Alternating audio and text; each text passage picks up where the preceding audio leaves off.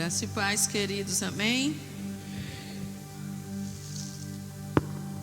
Quantos estavam com saudade de mim?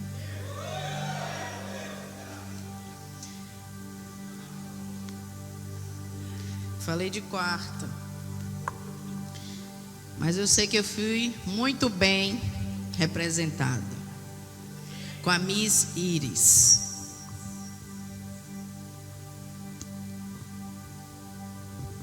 Continuando fortemente com a nossa série de Jonas. Quantos lembram? Estamos em Jonas o quê? Amém. Aí, ó. Mentira, ninguém lembrou. Jonas 4. Último. Porque o final, o melhor, na verdade, né? Vem no final. Amém? Jonas, antes eu quero ler o último, Jonas 3:10, para que a gente entenda o início do 4. Porque como a gente demorou um pouco, aí as mentes podem estar meio esquecidinhas. 3:10. Viu Deus o que fizera, como se converteram do seu mau caminho, e Deus se arrependeu do mal que tinham dito lhes faria e não o fez. Mas isso desagradou extremamente a Jonas, e ele ficou irado. Antes eu queria perguntar a vocês, como eu sempre gosto de fazer. Eu até coloquei algumas coisas hoje no grupo, mas a pergunta eu não quis colocar. O que você faz ou o que você sente quando Deus muda uma sentença? E não é a sua, é a de outro. O que você sente? Porque tem gente, infelizmente, que fala assim: eu estou garantido, eu sou salvo, eu vou para o céu. E não importa mais os outros. Vocês viram aqui que Jonas proclamou a destruição da cidade de Nínive. O povo acreditou. Havia destruição. E de repente tudo mudou. E aí não havia mais destruição. O Senhor não ia mudar mais. O Senhor não ia dar mais a sentença. Aí o que aconteceu? Jonas ficou, aí nós vamos agora para o 4:1, extremamente irado, extremamente chateado, extremamente, sabe, porque falou assim: é como se eu estivesse aqui alertando a vocês de algo que iria acontecer e de algo ruim, e Deus mudar, e eu ficar chateada porque Deus mudou a sentença de morte para vida, de inferno para salvação, de morte eterna para vida eterna. E eu estou falando de um profeta. Eu não estou falando de uma pessoa comum, uma pessoa que tem relacionamento com Deus, uma pessoa que fala com Deus. E orou ao Senhor e disse: ah, Senhor, não foi isso que eu disse estando ainda na minha terra? E ainda se chateou porque Deus tirou ele da casa dele para levar uma palavra, e agora ele mudou, e ele não queria que Deus mudasse. Por isso é que me apressei a fugir para Tarsis, pois eu sabia que és Deus compassivo e misericordioso, longânimo e grande em benignidade, e que te arrependes do mal. Meu Deus, ele estava chateado porque Deus é misericordioso. Ele estava chateado porque Deus é compassivo. Ele estava chateado porque Deus se arrependeu do mal que iria fazer contra Nínive. Será que a gente não é assim? Será que a gente espera tanto mal para acontecer para aquela pessoa, porque a gente quer que aconteça, para provar a ela que a gente estava certo? E quando Deus muda, a gente fica chateado, porque as misericórdias só servem para mim, a clemência de Deus só serve para mim, porque eu que sou bom, porque Deus fala comigo. Não, querido. Deus ama o seu pior inimigo, assim como ama você. Deus é extremamente misericordioso, extremamente benigno para sempre. Sabe, a gente não consegue entender com o nosso pensamento humano os pensamentos do Senhor, que são mais altos que os nossos. Assim como os céus são mais altos que a terra, assim são os pensamentos do Senhor ao meu e ao seu respeito. O que Ele quer é te salvar, o que Ele quer é te resgatar. Não há pecado maior, não há pecado terrível que o Senhor não possa lhe perdoar. Tão somente a tua atitude, tão somente se você agir. O que foi que aconteceu? Quando Jonas deu a palavra, todo o povo jejuou, todo o povo se arrependeu, todo o povo, nós aprendemos aqui, foram para cinzas, sabe? Se despiram das suas vestes, das suas patentes. A sua atitude, o seu comportamento, a sua maneira de agir, muda a sentença de Deus a seu respeito. Muda as promessas de Deus ao seu respeito. Você, com as suas atitudes, com sua ação, você toca o coração de Deus. Não há nada que você possa fazer para Ele te amar mais. Ele já te ama, mas Ele muito mais reage às tuas atitudes, ao teu comportamento, do que age. Ele espera você agir para reagir a seu favor. Assim foi com o povo de Nínive. E olha que era inimigo de Israel. E olha que foi muito difícil para Jonas, porque era um povo que roubava, era um povo que matava, que tinha sangue nas mãos, era inimigo. Ele viajou 800 quilômetros, não foi fácil. Ele teve que passar por vales, por montanhas e de povoados, de povo inimigo, para levar uma palavra dura.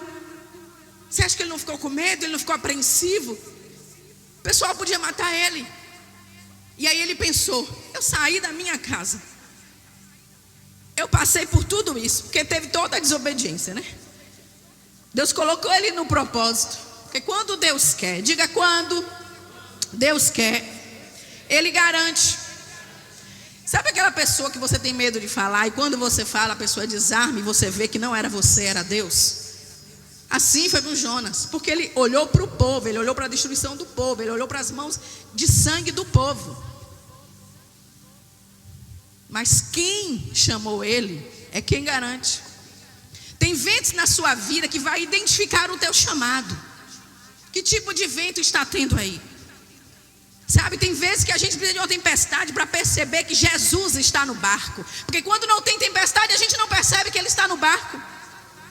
Que tipo de tempestade é que está aí? Jesus está no barco?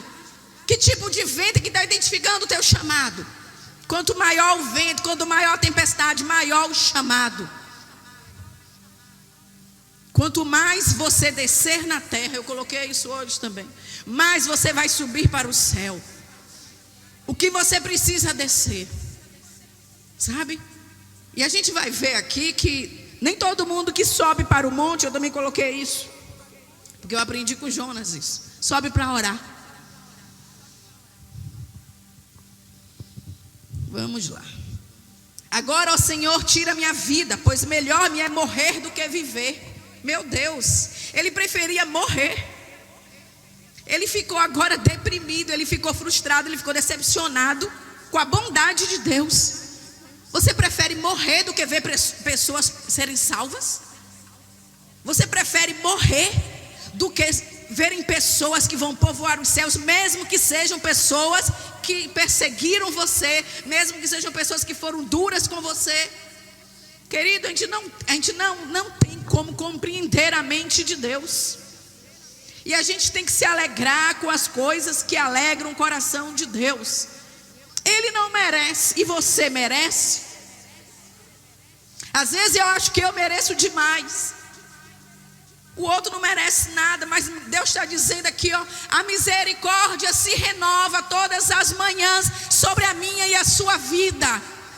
O sol está aí para ímpios e crentes, sabe, todas as coisas estão aí.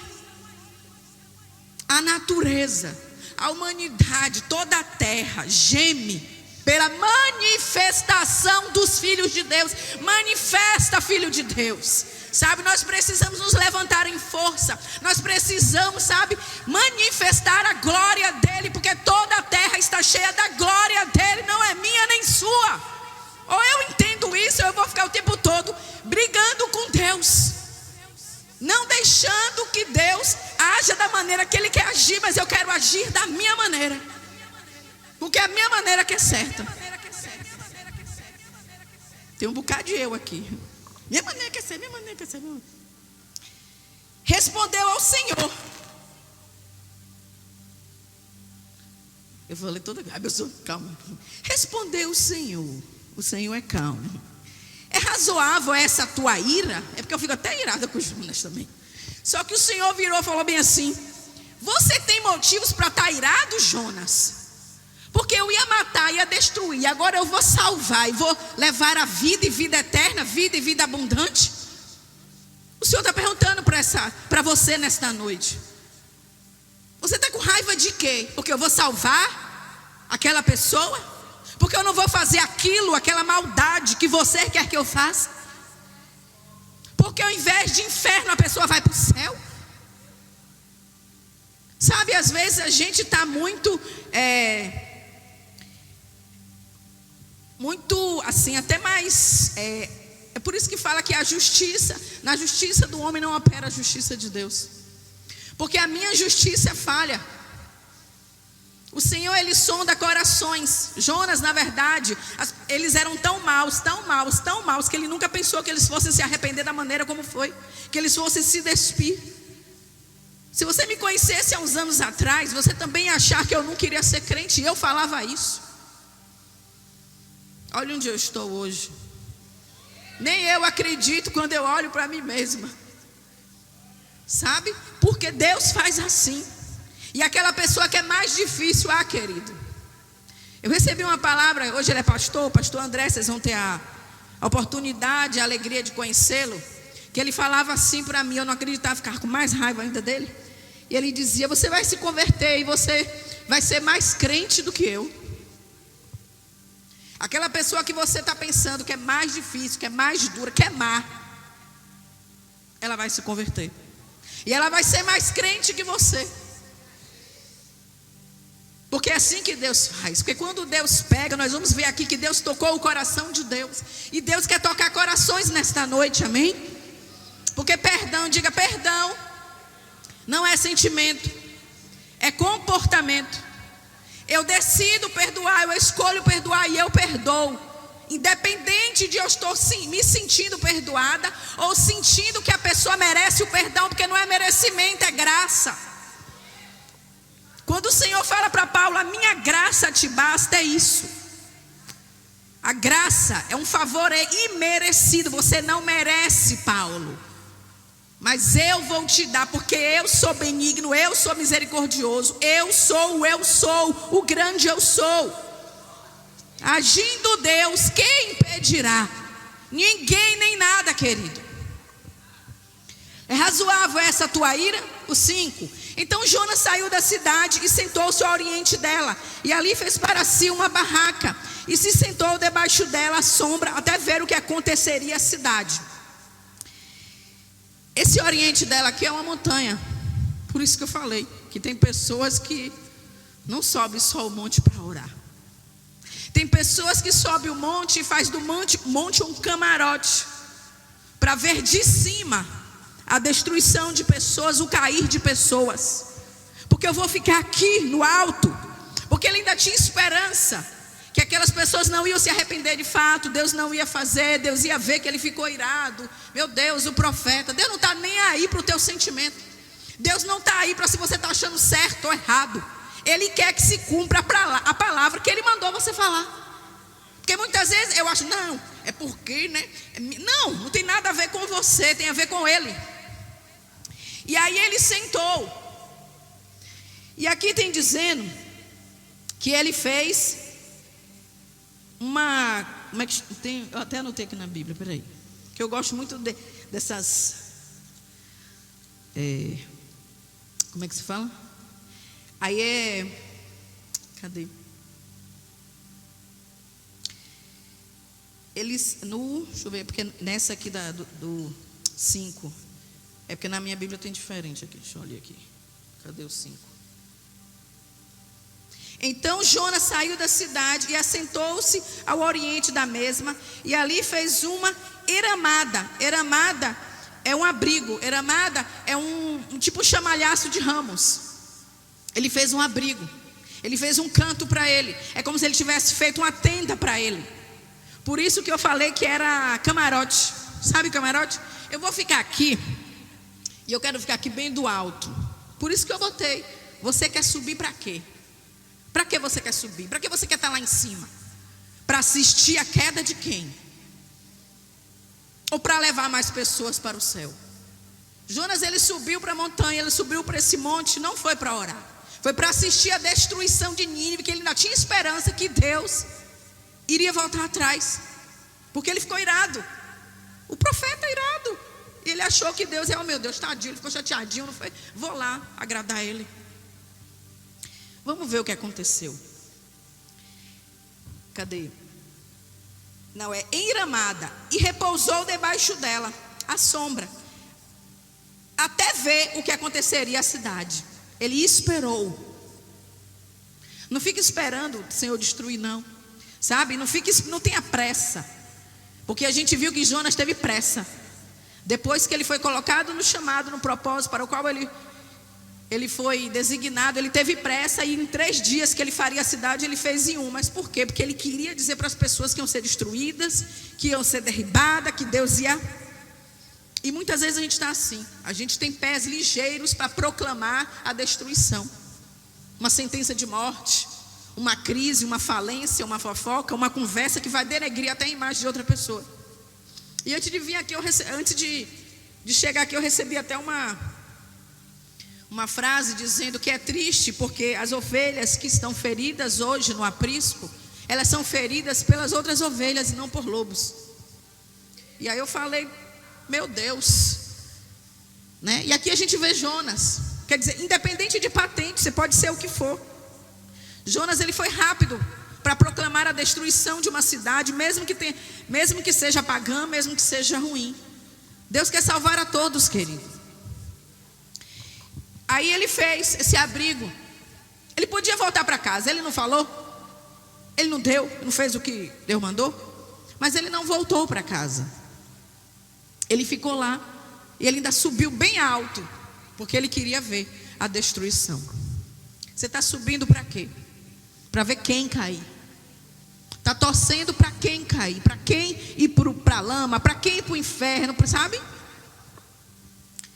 Então fez o Senhor, cadê? E fez o Senhor Deus nascer uma boboreira. Em alguns casos tem uma cabaceira. Aí eu fui ver, é uma árvore de 4 metros, flores brancas ou amarelas, aromáticas e folhas largas.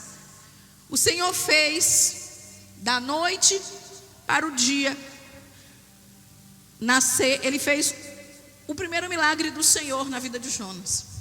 Ele fez nascer uma árvore bem grande, onde ele dava mais sombra do que esse abrigo que ele fez. Essa árvore era aromática, ou seja, ela exalava um bom perfume. Aí aqui tem, cadê? Fez nascer uma boboreira e fez ela crescer por cima de Jonas, para que ele fizesse sombra sobre a cabeça, a fim de o livrar do seu enfado, ou seja, do seu cansaço. E sabia que no dia seguinte ia ter muito sol. Então ele ia ficar mais cansado ainda, porque o sol, quando você toma muito sol, você fica muito mais cansado, muito mais exausto. De modo que Jonas se alegrou em extremo por causa da boboreira. Ele se alegrou tanto por uma árvore. Não é porque Deus está te dando uma sombra que você está sendo aprovado por Ele. Não é porque Deus está fazendo nascer algo que você está sendo aprovado por Ele. Não é porque Deus está fazendo um milagre na sua vida que você está sendo aprovado por Ele. Na verdade, Ele está dando um breve descanso. Porque quando eu estou muito cansado, eu não consigo pensar. Quando eu estou muito chateada, muito irada, eu não consigo fazer as coisas como Deus quer que eu faça. Então Deus dá breves descansos, mas para tocar em você. Ele tira seu calor, Ele tira seu cansaço, mas para tocar seu coração. E ele fez isso com Jonas. Mas Deus enviou um bicho. Em alguns tem verme. E eu fui procurar. Eu gosto de ver tudo. E verme, ele não tem membros nem cabeça. E verme, ele vai pela raiz. E ele mandou esse verme para comer a raiz dessa árvore. Mas por quê? Porque de um dia para a noite não tem como ter raízes profundas. De um dia para a noite não tem como fazer muita coisa. Deus está mandando vermes aqui para aquelas coisas que foram feitas rápidas, para aquelas coisas que foram feitas sem a permissão dele. Muitas vezes ele manda algo, mas esse algo é para sinalizar que você não está no caminho dele. E às vezes a gente acha que é sombra. Não, querido, nem sempre sombra e água fresca é bom. Muitas vezes o calor batendo na tua cabeça é melhor. Muitas vezes o vento é melhor. Muitas vezes a tempestade é melhor. Porque há mais mudança na tempestade, há mais reação na tempestade, há mais um comportamento favorável na tempestade e no vento do que na sombra e na água fresca. Porque na sombra e água fresca eu descanso. Mas Deus enviou um bicho no dia seguinte ao subir da alva, o qual feriu a boboreira, de sorte que esta se secou. Ele ficou tão alegre. Mas sabe por que ele ficou alegre? Porque tudo que nos beneficia, tudo que tem uma motivação egoísta é bom para mim. Eu fico alegre. Então eu fiz assim, eu botei uns ramos aqui, eu fiz um abrigo meio improvisado. E aí veio uma árvore maior com as folhas largas e fez uma sombra maior. Eu falei, meu Deus, sinal de Deus, eu estou no lugar certo. E é daqui mesmo que eu vou ver a destruição. Aí vai aparecer aquela pessoa, é isso mesmo, você está certo. Você tinha que sair mesmo, você tinha que falar aquilo mesmo, você tinha que revidar mesmo. Nem sempre o que está crescendo rápido vai durar. Geralmente vem um vermezinho, uma coisa pequena, né? Que a gente nem vê direito. Uma coisa até ínfima. Mas que qual é o vermezinho que está aí comendo suas raízes? E se está comendo e se secou, que raízes foram essas? Superficiais, que não tem profundidade? Mas Deus enviou um bicho no dia seguinte ao subir da alva, que feriu a boboreira, de sorte que essa se secou. E aconteceu que, aparecendo o sol, Deus mandou um vento calmoso oriental. Esse vento calmoso é um vento calmo, mas é um vento que queima, é o vento do leste, é um vento oriental. E quando ele mandou esse vento, você vê que ele queria tratar com Jonas. Jonas desfaleceu, porque a árvore secou, acabou-se a árvore. Porque ele faz muitas vezes assim, sinais para você ver que é a mão dele. É ele que está falando com você, mas você tem que entender o que é que ele está falando com você. E aí esse vento veio e Jonas desfalecia, ou seja, Jonas começou a ter aquela desmaio. Eu fui para ver o que é desmaio. Desmaio é perda da consciência. Eu estou pensando demais, eu estou consciente demais, eu estou natural demais. Deus muitas vezes vai provocar desmaios em você, porque você está pensando demais, você está consciente demais, sua mente está ativa demais, mas Ele quer ativar a mente dele em você, não é a sua. Então esse sol vem para esquentar a tua mente, para entender que a tua mente é mente de Cristo. A tua mente não é tua, é dele, porque você entregou tudo a Ele. E esse desmaio veio como perda de consciência, ele desfalecendo, ele se sentindo mal por causa do calor. E aí, cadê aqui? E o sol bateu na cabeça de Jonas de maneira que ele desmaiou, ou seja, ele perdeu a consciência e desejou com toda a sua alma morrer. Quando eu estou pensando demais, quando eu estou muito, com meu sentimento muito aflorado, minha alma muito aflorada, sabe? Eu sou muito almática, eu estou muito, sabe? Eu estou muito cheia de si, cheia de meus pensamentos, cheia de minhas razões, cheia de minhas respostas. Deus quer nos ensinar que Ele quer tocar o seu coração. Que se Ele quiser, Ele manda agora um desmaio. E tem gente que nem vai acordar mais. Sabe? Sabe quando tem vezes que você nem consegue raciocinar direito? Deus quer fazer com que você pare de, sabe, tanta turbulência, tanta mente, tantas vozes, tanta coisa. E muitas vezes é turbulência aqui dentro, é você em ebulição, você pensando, você consciente, você cheio de si.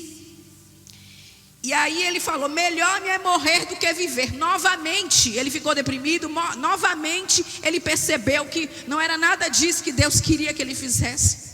Aquilo tudo, aquele milagre que Deus estava fazendo, ele começou a perceber que Deus queria tocar ele, falar com ele, que ele entendesse o que ele queria fazer com aquele povo, que ele tem misericórdia sim.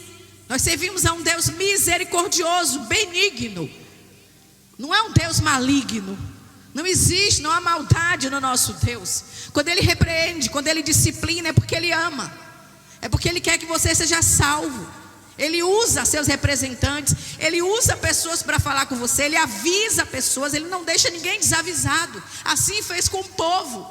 Agora, o que Deus está avisando e qual é a sua reação sobre esse aviso de Deus? É isso que vai fazer toda a diferença. Não há nada, né, que você não possa fazer, sabe, para ser salvo. E às vezes a gente acha que não, estou perdido mesmo, não, estou assim mesmo. Não, querido, não. Nós servimos a um Deus de oportunidades, a um Deus que faz tudo novo, de novo, de novo, de novo, de novo. É a misericórdia e a graça de Deus. Todas as manhãs, são todas as manhãs. As misericórdias dele, não é a sua nem a minha que são falhas, se renovam, estão sobre a minha e a sua vida. Então todas as manhãs é uma oportunidade de eu pedir perdão, de eu me arrepender pelo que passou por ontem.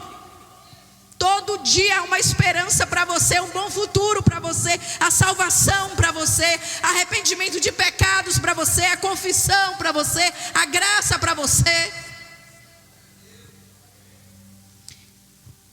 Então perguntou Deus a Jonas: é razoável essa tua ira por causa da aboboreira? Quer dizer, ele ficou irado porque ele matou uma árvore, que ele não fez nada, ele não viu crescer, ele não plantou, ele não pagou preço, ele não alimentou, ele não fez nada, ele encontrou pronto, e ele queria tomar posse. Assim temos muitos, não faz nada, não paga preço, não planta, não rega, encontra pronto e quer tomar posse. Deus não trabalha assim. Deus tira. Assim como teve o testemunho de Plínio. Foi tudo muito rápido. Deus não, sabe, se você não passar pelo processo, você não vai chegar no propósito. Deus não trabalha com rapidez. Deus não é de flash. Quando ele chega, sim, imediatamente a pessoa se levanta, imediatamente as coisas acontecem. Mas enquanto ele não está, fica parado. Fica aí até que do alto desça e você seja revestido. Não se mexe se você não tem uma direção de Deus. Não se mexe se você não tem o discernimento de Deus. Não adianta eu querer ficar assistindo destruição. Eu não vou ver destruição. A pior coisa é você querer um mal para essa pessoa e você saber depois que a pessoa estava orando por você.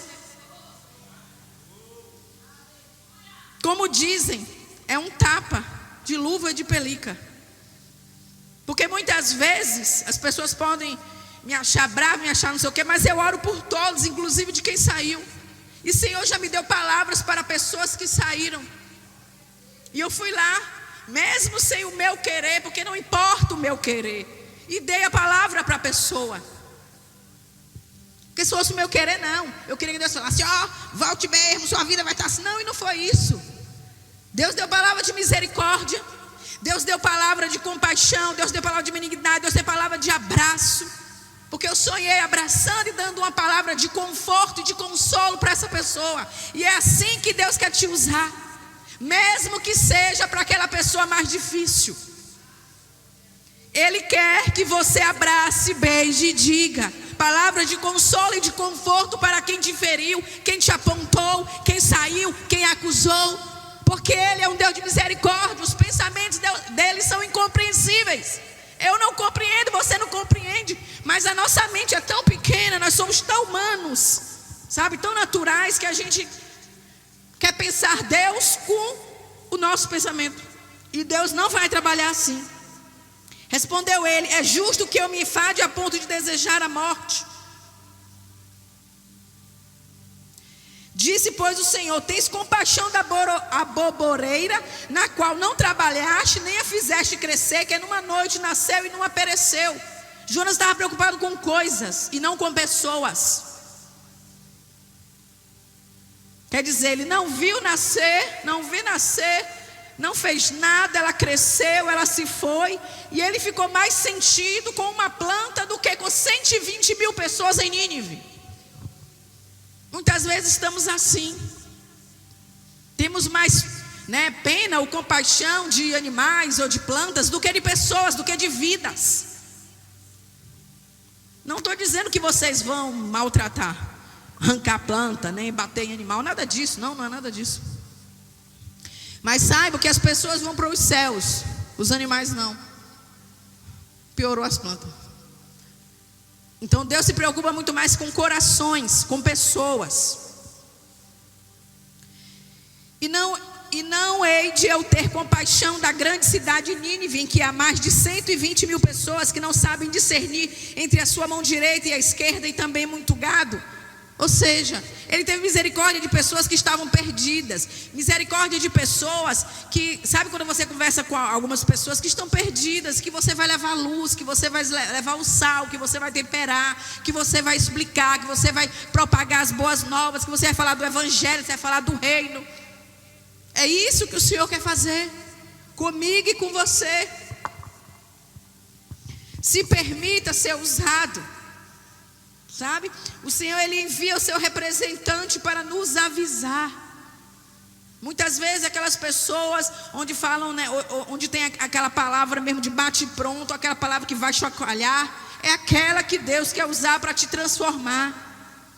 Porque se vem uma só e te abraça e só te beija, não é assim não. Eu tive numa dessas viagens que a gente foi, a gente ministra uma menina e ela tem depressão direto. E ela sempre conversa com o pastor, conversa muito, E ela contando, foi até engraçado, eu até ri como ela, sem me conhecer pessoalmente, ela já fez um retrato a meu respeito, que ela fez assim. Era engraçado, a gente estava na mesa, e aí ela fez assim, engraçado, quando eu falava com o pastor, oh querida, querida, poxa querida, que coisa, querida, não sei o que. Aí ela chegou, sentiu de Deus falar assim: pastor, passa para a pastora. E aí, oi querida, graça e paz, tudo bem? O que está acontecendo, tal? E aí ela começou a falar, e ela chegou e falou assim: aí eu tomei um susto, porque de repente veio aquela voz, fala: levanta querida, você é firme, que é isso, não sei o que, vamos aí, levanta aí, se posiciona aí, vamos orar aqui, não sei o que. E ela, meu Deus, e ficou assim, mas ela não está entendendo, eu acabei de falar que eu estou depressiva, que eu estou na cama, que eu estou no quarto escuro, que eu não sei o que, e ela não quis saber, e aí eu tomei um chocalhão, e quando eu ouvi aquilo, sabe, eu despertei, e eu já percebi como era a pessoa, porque eu não sou do tipo de você vir me contar uma lamúria, querido, foi, não sei, minha filha, levanta, bora, sabe, o tempo urge, sabe, vamos lá, levanta, bota a mão pro céu, vamos orar, tá levantando aí, levanta aí minha filha, tá levantando, tá em pé, vamos lá, vamos orar, e até quando eu estou no telefone eu não consigo ficar parada, e eu fico andando pela casa toda, parecendo que eu estou com a pessoa, e eu já estou na guerra, estou orando, e aí ela falou que aquilo ali fez ela despertar. O Senhor quer trazer um despertamento, amém, igreja? Um avivamento. Todas as vezes que Ele fala, levanta-te, sabe? Ser forte, ser corajoso, Deus é contigo. Ele sempre tem palavras de encorajamento para você, sem palavras que te levante. Sabe que Ele não é um Deus acomodado. Ele não é um Deus que vai ficar sentado e dizendo, o que foi isso? Não, sabe, não tem isso. É para levantar, é para despertar, é para avivar, é para lhe ativar, é para mover você. Amém? Então você tem deixado a disciplina de Deus causar uma profunda mudança na sua vida. Sabe, a gente precisa deixar essa disciplina entrar e ficar. O que Deus está falando comigo? Não pergunte por quê, mas pergunte para quê. Sabe, não haverá destruição. Diga, não haverá destruição. E receba essa palavra e coloca no teu coração e fica firme nela e persevera nela. Não sei o que está acontecendo, mas não haverá destruição, não haverá crise, não haverá falência. Deus é com a gente precisa acreditar nisso, crer nisso, viver pela fé, posicionados pela fé, esperando aquilo que a gente não vê, mas a gente já está agradecendo pelo aquilo que ainda não recebeu. Viva como se você tivesse já recebido as promessas, sabe? Realizado os sonhos, cumprido todas as coisas na sua vida. Viva como herdeiro, como filho, como o pastor estava falando aqui. Sabe, o filho ele não fica preocupado se o pai vai dar, porque ele sabe que já é dele, ele já tomou posse, ele não precisa pegar no prato do pai, porque já é dele aquele prato. Ele não precisa meter a mão, porque já é dele, é herdeiro. Ele apenas desfruta da presença do pai, porque ele sabe que depois ele não vai ter o pai mais ali, e vai ficar só a herança. Só que o que ele quer naquele momento não é a herança do pai, é a presença do pai. Porque é essa presença que vai fazer toda a diferença na vida dele. Porque depois só vai ficar os bens. O que aconteceu com o filho pródigo? Ele quis a herança, mas depois ele foi para onde? Ele foi para o pai. E o pai sempre vai estar de braços abertos para mim e para você. Por mais que, sabe, você tenha feito errado, falado coisas. Somos mães, somos pais aqui. Claro que a gente não gosta, que a gente fica triste quando o filho responde, faz alguma coisa. Mas a gente sabe, e eles no fundo, eles sabem também com quem eles podem contar. Mesmo bravo, mesmo chateado, mesmo não sei o que, você faz porque é filho. E ele sabe que o amor, sabe, é muito maior, né, do que qualquer laço. Pai nunca vai deixar de ser pai. Mesmo que ele diga até que ele não é seu pai, ou você até fale que ele não é. Sabe, filho nunca vai deixar de ser filho. Uma vez eu lembro que meu irmão brigou com meu pai, aí botou, e o nome dele é Júnior, então ele deu o nome de meu pai. Aí ele tirou o nome e botou o sobrenome de minha mãe. Eu agora não sou mais seu filho. Não mudou nada, porque ele só fez falar, continua sendo filho, a identidade dele está lá. Sua identidade não muda, querido. Você é filho. Está lá o nome de tua mãe, está lá o nome de seu pai, está lá a sua filiação. Mesmo que você se chateie com ela, fique até sem falar. Você continua sendo filho, continua sendo herdeiro, continua tendo os genes, continua tendo DNA, continua tendo a essência, as mesmas coisas. Não adianta negar. Não adianta. Filho é filho, se será filho, pai e mãe também. Não adianta eu falar, eu não tenho mais filho. Tem sim. Eu não tenho pai, não tenho mãe. Tem sim. Pode não ser o que você gostaria, pode não fazer o que você gostaria, ou não ter, não sei. Mas continua sendo seu, e Deus não errou quando lhe deu a você. Tanto o filho quanto o pai, porque quer tratar, quer falar, quer te ensinar. Então seja transformado pela disciplina do pai. Sabe, a disciplina do pai precisa nos trazer mudança. Diga, mudança. Muitas vezes a gente não cuidou, não plantou, não pagou o preço, encontrou pronto e se apegou. Não se apegue com aquilo que Deus ainda não te deu. Não tome posse daquilo que não é seu ainda. Vai ser, mas ainda não é. Precisa de um processo, precisa de um caminhar. Tem uma estrada longa aí a ser percorrida. Assim foi com Jonas. Ele tomou posse, ele se apegou de algo. Por quê? Porque a motivação dele estava egoísta. Porque ele queria simplesmente desfrutar dos benefícios. Às vezes as pessoas chegam aqui, encontram aqui a igreja grande e quer desfrutar dos benefícios. Querido, você está aqui há quantos anos? Eu estou há 6. E eu falo claramente. Quem paga preço, né? Quem serve, querido, eu não preciso dar, porque quem dá é Ele. O dar é de Deus, o galardão é dele, quem presenteia é Ele. Porque se eu for dar, eu vou dar algo perecível que vai acabar, mas o que Ele tem é eterno para a sua vida. Então é muito